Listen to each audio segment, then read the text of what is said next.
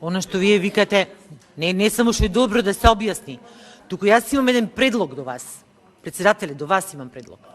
Ако овде, нека бидат отворени, нека кажат, ако цело ова насилно носење на овие закони не е врзано со одредени рокови за парите од Светска банка, и ако вие имате навистина намера да го подобриме животот на лицата со попреченост, тогаш предлагам да ја прекинеме овде оваа седница, да ја свикаме интерпарламентарната група за лицата со попреченост и сите, вака да имаме представник кој што е запознат целосно со носењето на овој закон, па да ги разменат мислењата. Да, како тие родители, кои патишта ги врват и дали со носењето на овој закон ќе им се подобри нивниот живот. Јас не знам по-конструктивен предлог од овој дали е може.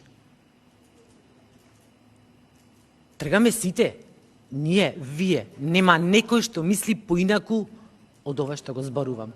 Дајте, јас сум машински инженер.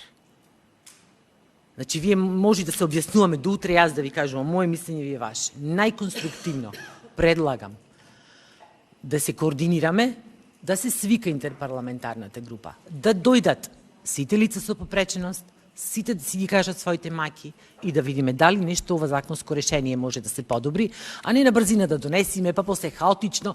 И за МКФ така беше. Супер, 8 екипи низ цела Македонија, така ли, во 8 градови сад. Па нефункционално е.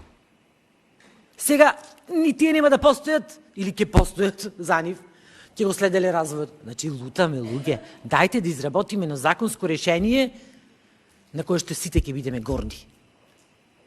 Приоѓаме целосно конструктивно кон овој проблем. И навистина нема да сватам ако овој предлог мој го одбиете. Освен, реков, ако немате лукративни причини, зошто вам мора да оди вака хитно? Ако е врзано со рокови за парите, па кажете, бе, луѓе, со рокови, па хаотично е, па после ќе решаваме, ќе имат проблеми луѓето, ова, она, ете, отворено кажете дали е тоа така. Ако не е така, тогаш ќе го прифатите мојот предлог.